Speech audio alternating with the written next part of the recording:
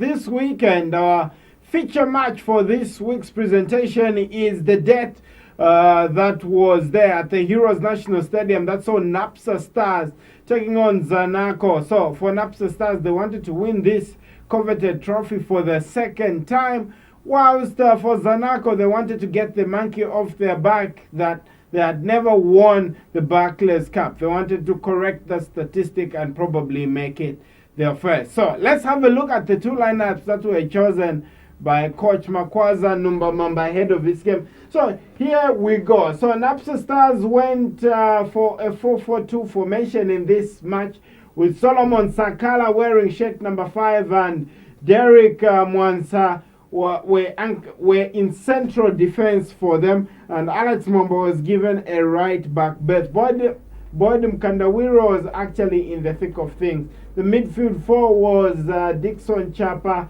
and Simon Carter in the central areas. In the wide areas, they went for Mukuma and Austin Banda. Up top, you remember Banda and Chitiam Susu. For Zanaco, on the other hand, played their traditional diamond formation with Isaac Chansa playing in the hole and Eriete Nkonko and Felix Nyainde leading the attack. Boyd Msonda was on anchorman duty for that one. But yes, settled back four. This is what we've seen for Zanaco. And it's Mbeo Augustine Mlenga played in the wide area. So, based on those two lineups, who do you think wanted it more?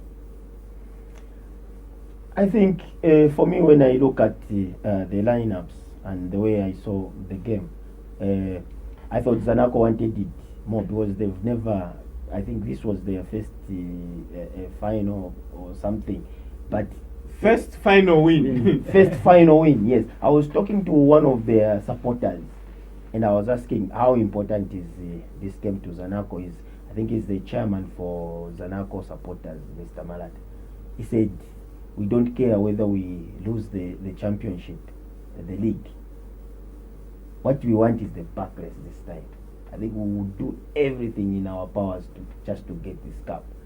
So I was laughing. I said, how do you give up the league? The league, it's too much. We've won it too much. We just want this cup. They've won the league too much. Anyway, let's get into the nitty-gritties of that game. So let's talk Napsa Stars. Their attack structure in this game that actually saw them lose by 2-1 at the hands of the Bankers. So let's have a look at what they were doing. So basic form of attack. So you'd have the back four basically sitting. They were using a direct mode of attack. So you remember Banda and Chitiam Susu on average standing square to each other, and the width was being provided by Austin Banda, the shirt number 10, and Chitoshi Mkuma, the number 11. Then in central midfield, just running behind the two strikers, we had Simon and Carter. Dixon Chapa was actually playing as anchorman there. But Zanaco were doing a medium press in this game. So you would have Eriete Nkonko, the shirt number 32, and Felix Nyainde trying to press the back four there and making them release the ball early. But that worked. In a 4v2 situation, it worked. And Napsa Stars would immediately start looking for Chitiam Susu, and you remember Banda, Dennis? Yeah, the way that Napsa Stars were playing, I think whenever they started the ball at the back, I didn't see much of the midfielders to come and look for the ball so that they could make that build up to start it from the back to midfield and then to attack. Most of the times, whenever Derek Mwansa got the ball, he was looking for Chitia or you remember Banda up front. So most of the times it was Derek Mwansa gets the ball, puts it high. Okay, so I'm just thinking right there. There's a bit of space. You're doing a medium press, so you're doing a medium press quite alright from a Zanaco perspective. And if you're an Napsa Stars, you tend to think we've actually got a bit of space to maneuver, and if we want to play through the lines, it's possible. But yes, they're playing with the spearhead of, you remember, Banda and Chitiam Susu. I don't know how effective that long ball was. Or should we be bringing into question the defensive midfielder for Napsa Stars, that once the ball is with the defensive line, the defensive midfielder must begin to call for the ball so that he allows Simon Carter to be a link between midfield and attack at Vespa? Yeah, to me, I think looking at the way they were trying to push going upwards, you could see that they were a little bit scared. I'm sure if you look at the way Chancellor was also trying to get into their area. So sometimes you would find, I heard even the coach calling for one of the midfielders not to go too much deep into attack because of the way Chancellor was coming. Because you could see most of the Zanaco attack, you can see Chancellor was involved in all the attacks. So no wonder you could see their midfielders not getting too much into getting involved into the attacking. Most of the times you find they will give the ball, and sometimes even long balls try to support the strikers up there, but which was not too much. They were going in, but slowly, unlike the way Zanaco was doing it. I'm sure it gave their midfielders not to be involved too much into maybe going into attack. Now, I just want to ask a question. Let's just have a look at that attack structure for Napsa Stars and perhaps begin to tell the story a little bit more. Now, here we go. Now, look at the average position of the number 8 there, Chapa, is that one way or the other, those 4 players should outnumber those 2. But even when you go there, you find that Boyd Msonda is sitting closer to the central defensive pairing. That makes it 2v1 in the central area. So it's Isaac Chansa versus Dixon Chapa and Simon Carter. Does that still justify them going long? Because you can, if numbers are anything to go by, they should be able to outnumber them in that situation. Yeah, in those situations, I think you look at Chapa. When I was watching the game, I saw him most of the times when he's defending. But when they are playing, I didn't see him being involved into playing. Because I can give you an example of the holding midfielders like Sidin Kalume, Soccer Dynamo's holding midfielder. All the time when the ball starts in defense, he will go and look for the ball. Try and get that ball and then give it to the number 8, who is the link between the midfield and the attack. But for Chapa, I think is, I don't know, maybe it's the instruction. Could it be the game plan? Because I'm also thinking, Vespa, to what extent will Coach Makwaza allow that, seeing them float the ball long, when they can easily play through midfield with a medium press? But a couple of times, yes, they try to play through the lines. But yes, not too many times. But if you look at our midfielders, Zite, we talk of maybe Zambian midfielders. Sometimes they will also try to listen to what the coach is telling them. It's a game situation. Sometimes when you are there, Zite, you can see mistakes, because you can see that my friend, he can manage to go maybe up and down. Then you adjust. But for their midfielders like Napsa, they were doing it. It's like not allowing him to cross the center line, which maybe also give the wingers not to have a lot of attack, because looking at the way they were, Zanaco were coming with full force, trying to disturb them, especially in the midfield. Of late, you've seen Napsa in the midfield. I think they've been playing very good football, Zite. But for their anchorman, I don't know whether he's good, yes, on the receiving point, but when he's passing the last pass, I think that's where he's getting it difficulty. I don't know, maybe it's because of the same system. They said maybe he should not go deep into maybe the crossing over the center line. I'm just thinking. Anyway, let's have a look at Zanaco's attack in this game. So we've evaluated the fact that they were doing a medium press when they were looking for the ball and when Napsa Stars were trying to play out. Let's look at MULENGA in the Zanaco attack, because Augustine MULENGA was actually the joker that was proving to be very elusive in attack. But here's how the matrix was working. So Augustine Mulenga, who was playing wide left, would get the ball. And because he's right-footed but playing on the left, he will always try to cut inside. So right there for Alex Mwamba, he doesn't have a traditional winger to deal with. And Chongo Chira is not coming up to provide that width beyond. So you've got Augustine Mulenga, who's actually moving into the central areas, and once he moves into the central areas, it's almost leaving Alex Mwamba in no man's land. You've got Eriete Nkonko, and you've got Felix Yende, the shake number 24, looking for that ball. And a couple of times he came in and shot. But again, that was the time when Zanaco would use the midfield. But generally, for them as well, they would actually have their 4 players forming it 4-2-4 in attack. And yes, that situation right there. Both teams playing very progressive football, direct, quick, energy-zapping football. Yeah, Augustine Mulenga is a very intelligent player, very difficult to mark. You think, let me give him the line, I cross inside, he'll still pass. You give him to go inside where there is congestion, he'll still dribble and take a shot. And he did very well. Mwamba tried to contain him, but I think Augustine was just too much for him. And especially when Isaac was joining. I thought Isaac did very well because of his runs. It was making Augustine to have those chances.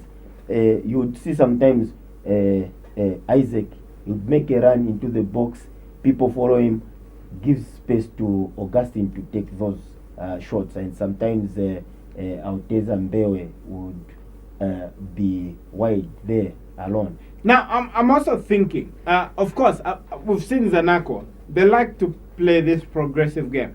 But it has a little bit uncharacteristic of Napsa Stars. So when you evaluate both attacks and both defenses, you find that Zanaco were more creative in the offensive sense compared to Napsa Stars. But yes, Napsa were playing on the counter-attack in this game. How did you weigh both game plans by both coaches in terms of attack? Yeah, I'm sure, Zite, if you saw the way the game started, it was, yes, a fast. It started on a faster note, and if you saw the attacking for Zanaco and the Napsa's attack, you could see that everyone, yes, is looking for a quick goal so that maybe they can try to maintain it. But slowly you could see that some were trying to keep their goals so that they don't allow to be scored. But looking at the game plan for both the two coaches, Napsa were playing the game. You could see even maybe the touches, if you count the way Napsa had most of their touches. They were very good in the ball possession. I'm sure which is Zanaco saw that I think these guys, if they are good in the ball possession and the way they were trying to attack, you could see even the way they were coming, their transition from the midfield, trying to get the goal. I'm sure Numba also saw it coming, and if you look at Zanaco of late, they are not very good in the ball possession itself. They started playing the long balls. So when they started playing the long balls, I'm sure you could see that the confusion started coming between the midfielders and the defenders for Napsa. And I'm sure that's where the coach shouted for them, I think, for which he saw that there is a pressure coming down because of the long balls. There are teams which can't afford, some long balls, they may disturb your game plan. Because you have the ball, yes, you can play, you move according to your game plan, that we will be passing until we reach the 18 and maybe get the goal. But for Zanaco, they killed it, tried to play long balls, and which I think for them it was to their advantage. I think they tried to control the game over the same long balls, which if they send them, you find that Chansa is there also to try to push and holding on to the ball. Most of the balls he was holding on, Chansa, of course, experience. we can see that it helps Zite, I think, to some of the players like that. No, I'm just thinking. So Zanaco playing direct, long in most cases, and if they get it into midfield is maybe via winning the second ball, and they shift the ball into the wide areas and try to get Ernest Mbewe and Augustine Mlanga to play. I'm just thinking, with respect to Napsa Stars trying to play on the counter, and also responding with a long ball or long pass tactic, what do you make of that? I think Napsa, the way that Napsa planned, they know the way Zanaco plays. Zanaco likes playing the ball from the wings. So most of the times whenever the ball is on the right, where Ernest Mbewe was and Taonga Wembe, because Taonga Wembe likes going up.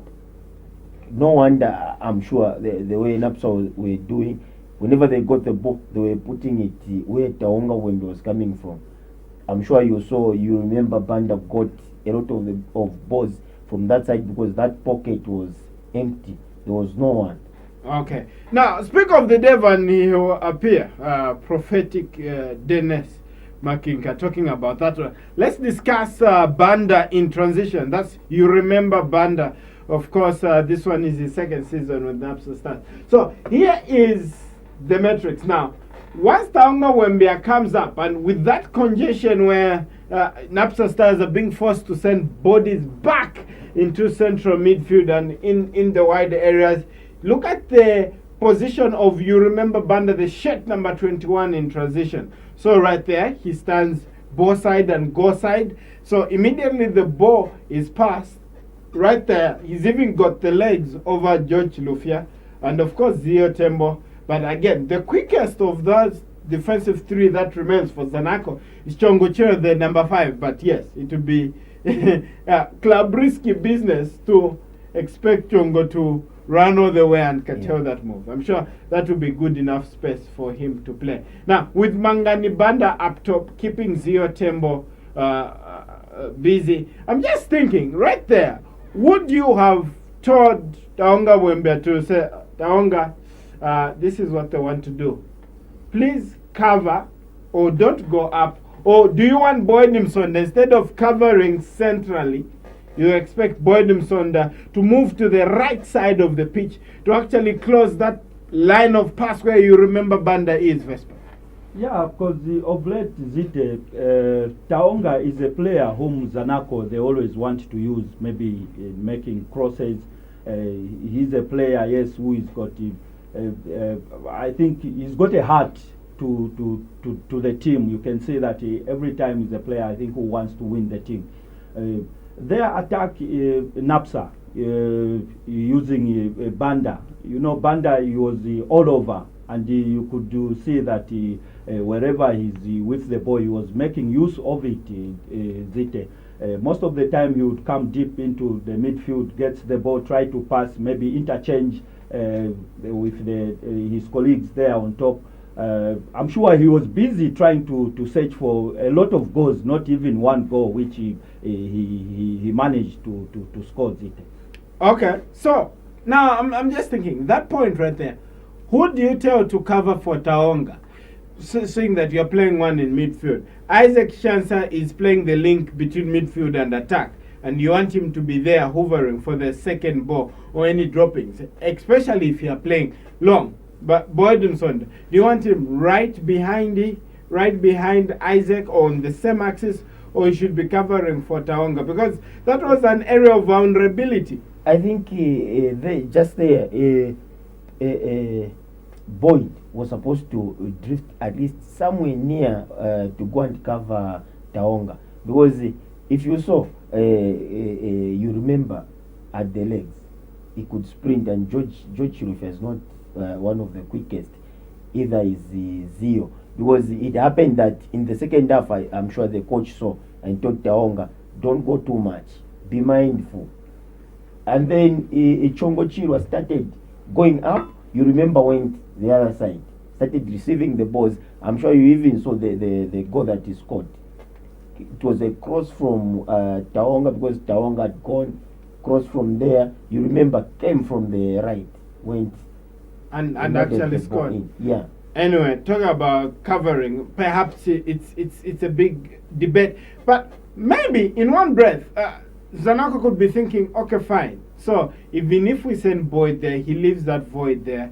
They could probably be playing the ball into Mangani period. But yes, those are the intricacies, and I don't know whether Napsa Stars would have been able to pull it off. Let's just have a look at Napsa Stars' defense structure, because they were leading from the early minutes of the second half and towards the end of the match, until, of course, Nyainde scored and hell broke loose. Now, let's look at that one there. So, Zanaco playing long. So, you have got the back four basically sitting. Boyd Msonda not even receiving the ball, but playing the ball into that purple-shaded area where Nyainde can come short and collect, Enes Mbeo can come short and collect, Isaac Chansa can receive the ball in there. You've got Augustine Mulenga, who's also hovering in that space, but defending a little bit deep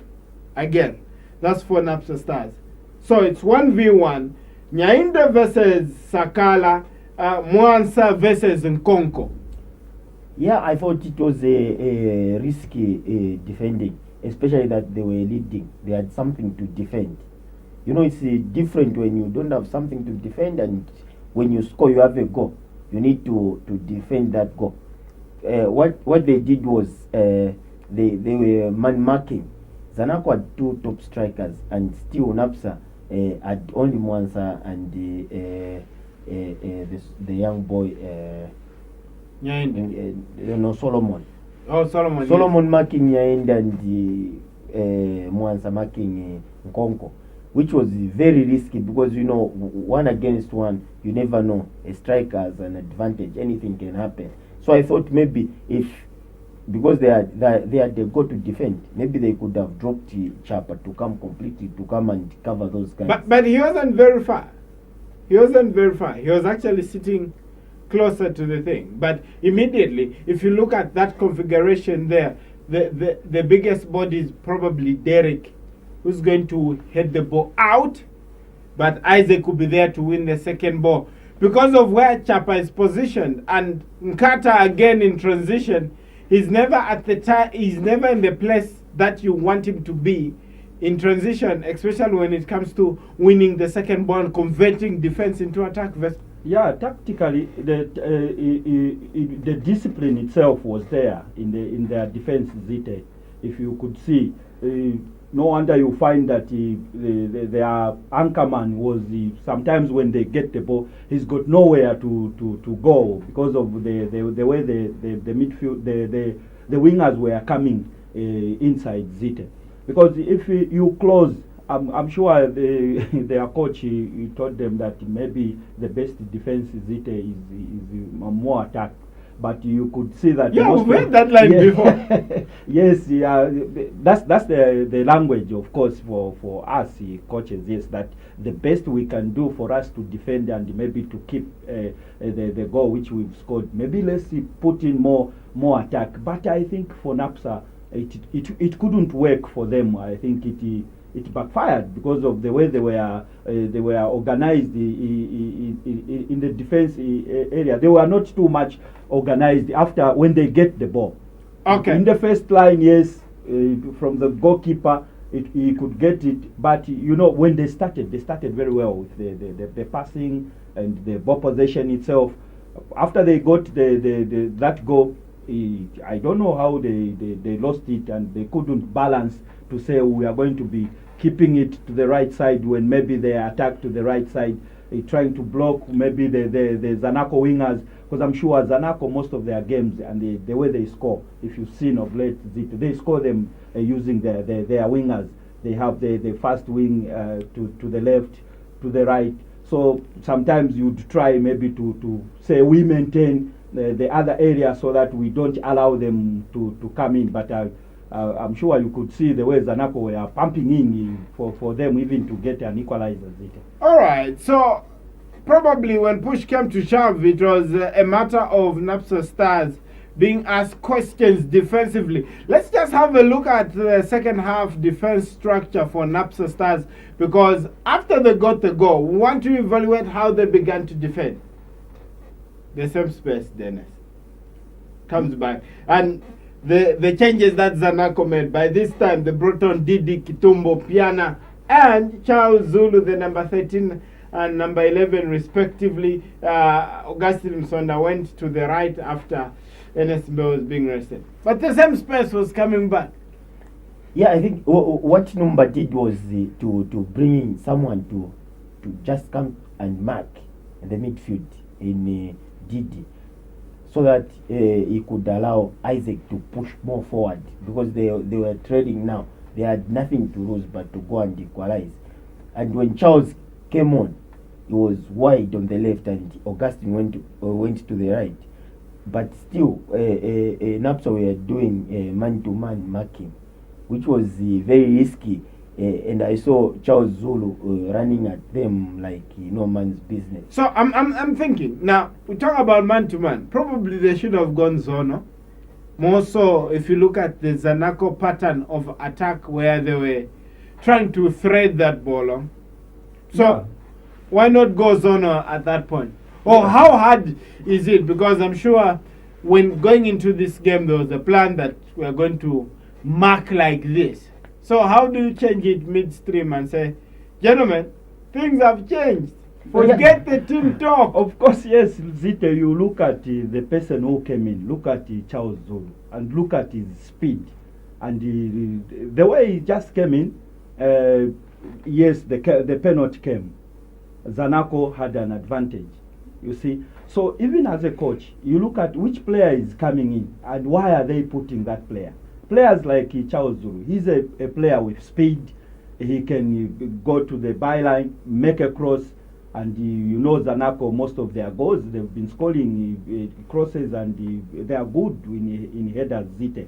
So for a coach, if you see that their change, look at the way they've changed, putting in the other side where there is a speed winger, it's better to close the game. But for Napsa, it was an open game. Even when Charles Zulu came in, you could see Napsa still going in, even when they were still leading the game. 85th minute, Zite, I think you've killed the game. We just have to close now to say, okay, we've been attacking, yes, but we will also try to see how are we attacking, how are we defending, how comfortable are we in the midfield, and looking at the way Zanaco were also trying to get an equalizer. You know, when I saw Charles coming on, I thought maybe Napsa now will go zonal marking, because that boy is pacey. He's got pace. Same as Augustine. He can run. They can run. Yes. So you need someone is marking, so the it other was one is covering. Boyd versus Augustine, and on the other side, Charles Zulu versus Mwamba. Yeah, that's how the penalty came. If you saw Charles beat Mwamba out of the picture. Out of the picture. Then Derek trying to cover. Trying to cover, and that boy was, and you saw where he was coming from. He was leaving his man, Arietta. Yeah, to come and cover. This side, I think he left. It was 3 against 2. It was 3 against 2. 3 against 2. Yes. Yeah. So very risky. Okay, let's talk about club risky business. Napsa Stars. Let's just have a look at their defense. And just basically just draw one little pointer regards their defense. Now, look at that. Generally now you're playing against a team that, number one, wants to play long, and two, they probably have good reason to want to play long. They know that they can sort you out when they play long. So here's what they do. So it's 4-2-4. Of course, Isaac Chancellor waiting for the second ball, as usual, as he's been doing in the whole game. And you've got Boyd Msonda or Didi Kutumbo Piana later on in the match, just screening the defense right there. But right there, look at where Charles Zulu sits, look at where Arietta Nkonko is, and Nyainde and Mulenga. Now, when you look at that line there, there's a pocket of space for Zio, George Lufia, Chongo Chira, or even Taonga Wambia to actually float that ball. One little space. And now, if Charles Zulu or Augustine has beaten you within a meter, you are done. You are done. And yes, you're talking about, is it 10 meters before it gets to Masosa Bola in between the sticks for Napsa? Yeah, and imagine the spaces that they were living, especially in the wide areas. Zanaco are very, very good at crosses. And what Napsa were not doing was not to cut the supply. Zio would start the game, and Napsa knew that these guys are playing long. Let's close them from there. But to stop that, Dennis, I need to warn you. Probably need to apply a high press. That's about it. Did the team have the capacity to do so? They had, especially there was you remember BANDA and the other gentleman who came on for Chitia. Mangan. They were coming down, and they knew that Zanaco were not playing. So why come down? Mark They them from there. in the wings. Yeah, Yes, mark but them from there to cut that supply so that George or Zio should not move put that long ball. You close it from there. Make them play. Okay. Interesting point. So, if you say they press them high, the forwards press them high, therefore means the midfield line has to move higher, the defense line has to move higher, and there is space behind that defense where Augustine, Charles Zulu, Erieta Nkonga, and Felix Yainde want to use. And you playing to their strength again. Because you could see Zite, even when because if you press high, you must win that. Yeah, you must. Of course, yeah, you must win it. But most of the times, you could see, even when they win it, yes, of course, they could go and attack. They missed some chances, yes, following what their coach told them to say, let's get another goal which will make us maybe comfortable. But of course, the Toaster also was it was his day. He saved some of their chances. But if we talk about the way Zanaco itself was coming, I'm sure Zite, you could see that they are looking for something. Look at the way Chansa himself did. But for me, I think Chansa was the man of the match, Zite. I don't know. I know you have your own. But for me, the way he was pushing in, not allowing the defenders to go up, but you could see Zio trying to attack, and I saw him even missing one of the crosses from their wings. You know, Coach, the way that I just want to support what you said. But the question again, Dennis, I'll ask this question. Napsa Stars, did they have the capacity on the day to do a high press? Look, it's raining. The pitch is quite heavy. The players were obviously tired. 70 minutes of direct football, probably energy zapping. You've played it before, and you're asking them to do a high press. The risk of doing a high press is that Zanaco can float the ball behind your defense. So what did you want them to do? Yeah, okay, maybe they had the two strikers there. There was the Mangani and you remember. Maybe one was supposed at least to go and chase, the others drop back. After all, they had to go to defend. But you know what my thought is? That's why I think I'm quizzing you. For me, it's either you go 5 at the back or you go 6. For me, in the circumstance, it's because you've got the back 4, you tell them to start marking Zono. Now, they come in centrally, okay? But you tell Augustine and Chitoshi, Mkuma, to actually drop and begin to play like wingbacks. Because that's where the ball is coming at the end. So, in the final third, you're talking about 6v4.